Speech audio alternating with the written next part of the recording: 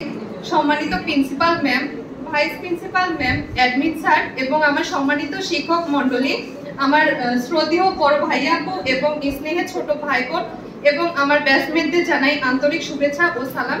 আসসালামু আলাইকুম। প্রথমে আমি আল্লাহ তাআলার কাছে অশেষ কৃতজ্ঞতা জ্ঞাপন করছি যে আমি আমার ধৈর্য, চেষ্টা, তো প্রতিটি সফলতা এবং লক্ষ্যেরই ধাপ থাকে। তো এটা ছিল আমার সফলতার প্রথম ধাপ। তো এই ধাপটিতে আসতে আমাকে আসলে অনেক স্ট্রাগল করতে হয়েছে। তো এই সম্পর্কে আমি সংক্ষিপ্তভাবে একটু বলবো। আচ্ছা, তো আমি প্রথমে অ্যাডমিশন জার্নি থেকে বলি।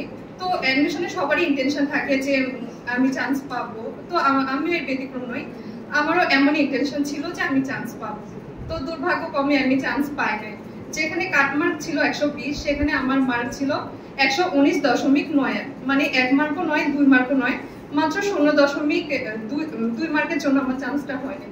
তো আসলে এটা আমার মেনে নেওয়াটা খুবই কষ্টকর হয়েছিল, আমি খুব ভেঙে পড়ছিলাম।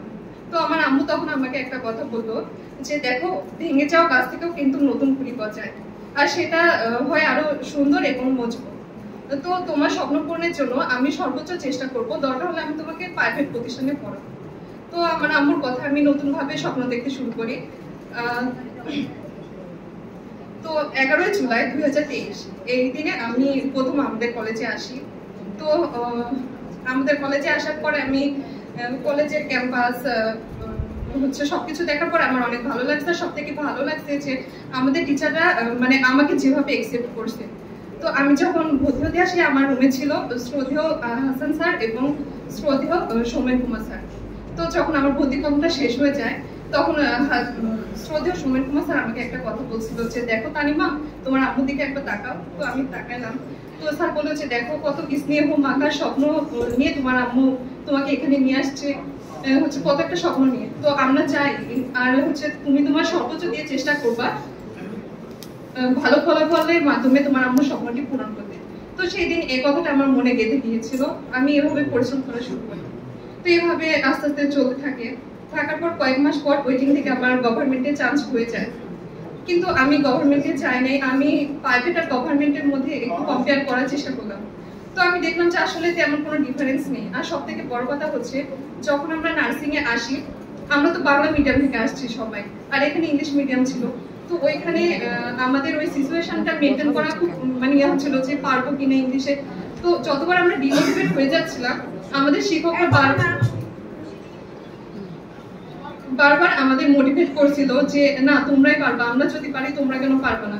তো এগুলো আমার অনেক ভালো লাগছে। আর হচ্ছে আমাদের কলেজে কি নাই, আমাদের কলেজে সবকিছু আছে। ক্লিনিক্যাল, সব থেকে বড় কথা হচ্ছে আমরা সরকারিতে ক্লিনিক্যাল প্র্যাকটিস করার সুযোগ পাই।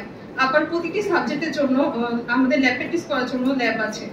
আর সব থেকে বড় কথা হচ্ছে আমাদের শিক্ষকগণ, আমার কাছে মনে হয় যে আমাদের শিক্ষকের মতো আসলে আমি কোথাও এরকম দেখি নাই যে অনেক কোঅপারেটিভ। আমি যখন কোনো পড়া বুঝি নাই, আমি ছুটির পরেও গেছি ম্যামদের কাছে, তো তারা কখনো মানে বিরক্তি বা কোনো কিছুই ইয়ে হয় না, আমাকে অনেক যত্ন সহকারে বুঝিয়েছেন।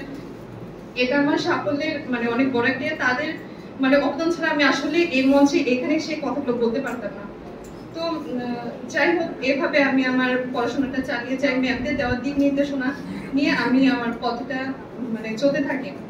তো এভাবে হচ্ছে আমার ফার্স্ট ইয়ারটা শেষ হয়। আজকে আমাদের নেমপ্লেট এবং বেড সিরিমনি অনুষ্ঠান। তো আসলে এটা একটা রঙেরই পরিবর্তন নয়, এটা আমাদেরকে আরো অনেক মানে একটা দায়িত্ব নিয়ে যায়।